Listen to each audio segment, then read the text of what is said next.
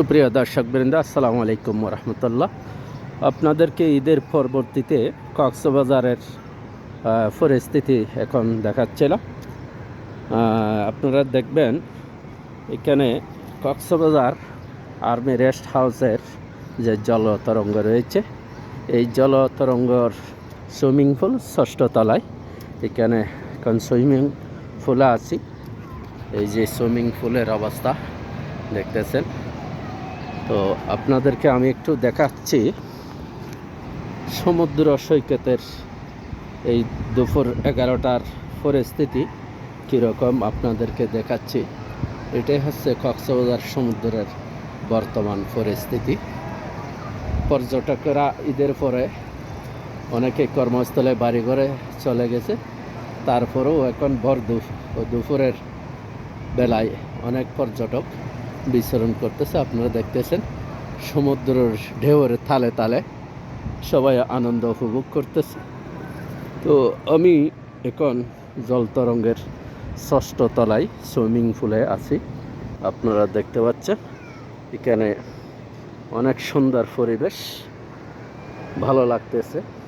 তো আজকে হয়তো 12টায় চেক আউট করে চলে যাব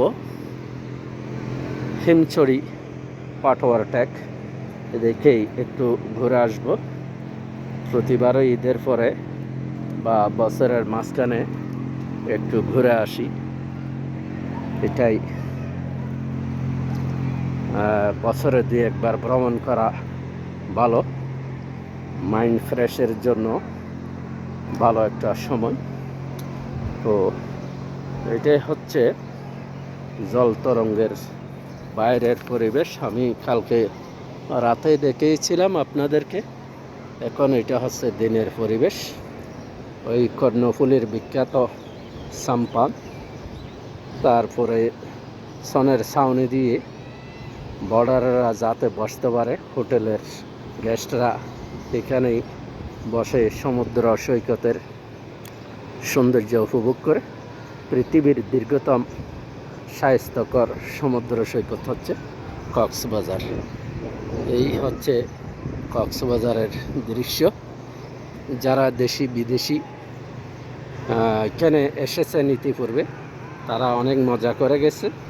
আর যারা এখনও আসতে পারে নাই, তারাও আসার জন্য ইচ্ছা করে। স্বাভাবিক, এই ভিডিও দেখার পরে, এই দৃশ্য দেখার পরে অনেকেই আসবেন আশা করি।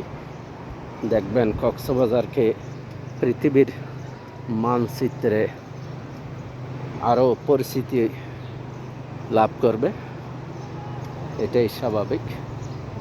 তো আপনাদেরকে আজকের মতো এখানে শেষ করব। জলতরঙ্গ যেহেতু আর্মিদের প্রতিষ্ঠা, সেফটি আছে, তারপরে হচ্ছে আপনি এখানে ভালো মানের পরিবেশ পাবেন।